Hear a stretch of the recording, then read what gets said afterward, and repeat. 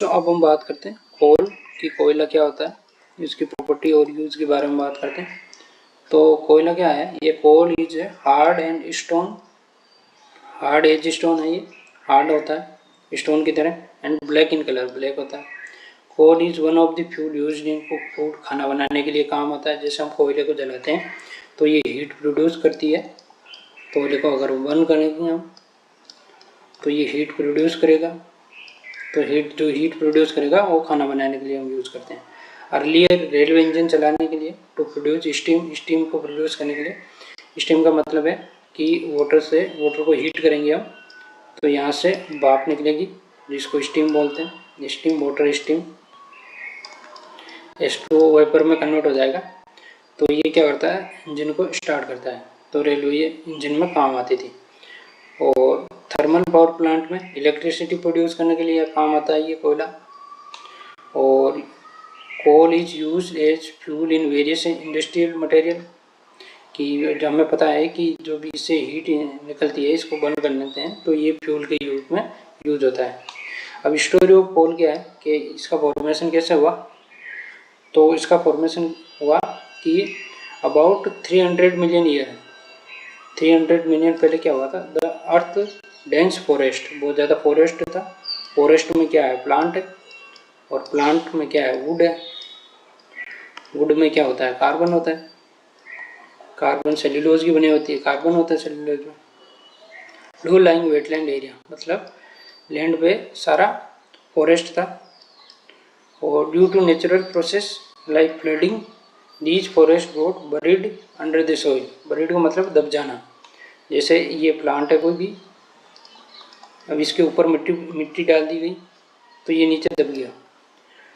As मोर soil deposit, ज़्यादा से ज़्यादा सोइल आई तो वर कंप्रेस्ड होने लग गई ये सोइल, जो लिविंग प्लांट था, जो प्लांट। तो टेम्परेचर आल्सो इंक्रीज, ये टेम्परेचर इंक्रीज हुआ। फिर जैसे जैसे सोइल में नीचे दबता जाएगा, जैसे जैसे हम डीपर जाते जाएंगे तो ये टेम्परेचर यहाँ इंक्रीज होता है। और अंडर हाई प्रेशर, जैसे जैसे ज़्यादा मिट्टी आएगी इसके ऊपर जो प्रेशर भी ज़्यादा इंक्रीज होगा। And high temperature dead plant got slowly, ये स्लो प्रोसेस होता है, कन्वर्ट इनटू कोल, तो ये कन्वर्ट हो गए कोयले में। अब बात करते हैं नेक्स्ट, कोल कंटेन मेनली कार्बन, इनमें कार्बन होता है mainly. The slow process of conservation of dead vegetation, vegetation मतलब ये प्लांट वगैरह है, तो इनका जो प्लांट थे वो अब डेड हो गए क्योंकि दब गए नीचे। तो ये जो डेड हुए हैं धीरे धीरे किस में कन्वर्ट हो गए, कोयले में कन्वर्ट हो गए। इस प्रोसेस को कहते हैं कार्बोनाइजेशन। तो आप ये डेफिनेशन याद रखना। और since it was formed from the remain of vegetation, जो वेजिटेशन है प्लांट्स के रिमेन से बना हुआ है, तो coal is also called fuel, fossil fuel, sorry, तो ये फॉसिल फ्यूल कहलाता है। अब व्हेन हीटेड इन एयर, अब इस कार्बन को अगर हीट करेंगे कोल को तो produce mainly carbon dioxide gas. तो इसको ऐसे याद रख लेना आप, कार्बन की ऑक्सीजन के साथ हीट करेंगे, हीट या बर्न, तो ये कार्बन डाइऑक्साइड का फॉर्मेशन करेगा। अब बात करते हैं, coal is proceed in industry to get useful product, ये यूजफुल प्रोडक्ट बनाती है जैसे कोक, कोल तार और कोल गैस। अब इनकी बात करते हैं ये क्या होते हैं। तो कोक क्या होता है, coke is a tough porous and black substance होता है। इसमें क्या है, जो इस कोक की स्ट्रक्चर होती है उसमें छोटे छोटे स्पोर होते हैं, इसलिए कहते हैं इसको porous. Almost pure form of carbon है, आप ये याद रखना, तीनों में से कौन सी है, कोक, कोल तार और कोल गैस, तीन पढ़ेंगे हम। इनमें से प्योर फॉर्म किसमें, ऑलमोस्ट कोक में।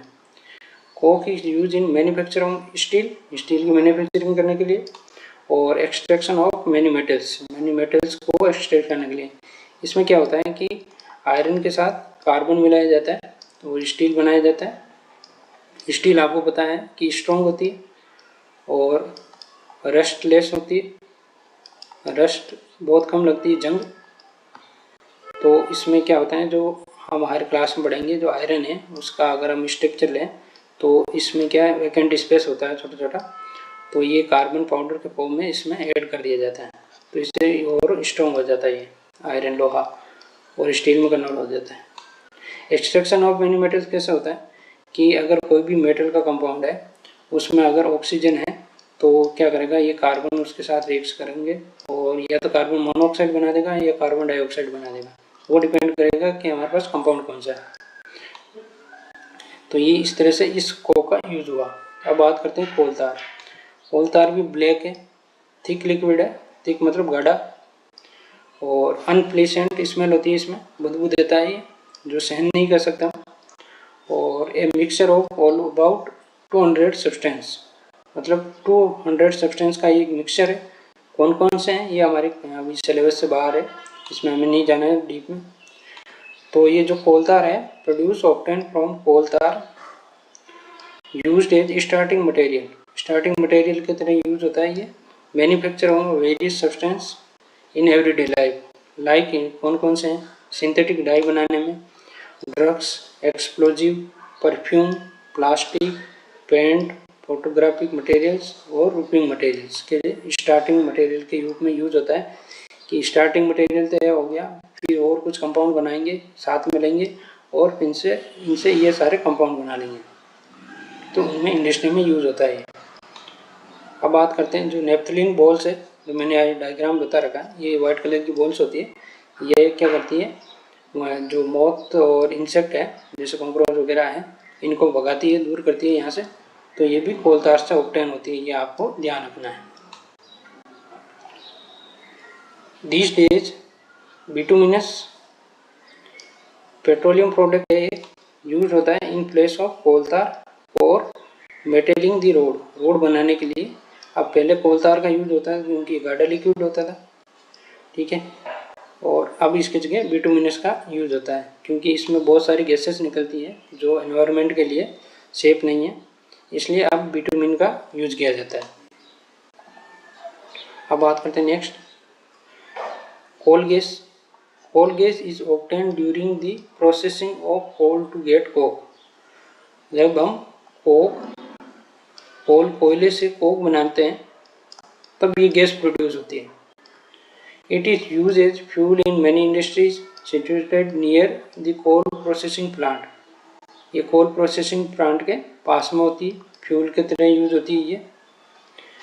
कोल gas was use to street light for the first time in London 1810 में, 1810 में इसका लंदन में यूज हुआ था कोल गैस का। किसके लिए, स्ट्रीट लाइट जलाने के लिए, जो लैंप होता है स्ट्रीट गली की लाइट है उसको जलाने में यूज हुआ था, और यूरोप में लगभग 1820 में यूज हुआ था इसका। Nowadays it is used as a source of heat rather than light। अब इसका यूज हो रहा है हीट के रूप में, लाइट के बजाय। A fuel in many industries situated near the coal processing unit, जो भी कोल प्रोसेसिंग यूनिट है उसके जो पास है, आसपास, वहाँ कोल गैस का यूज होता है फ्यूल के रूप में।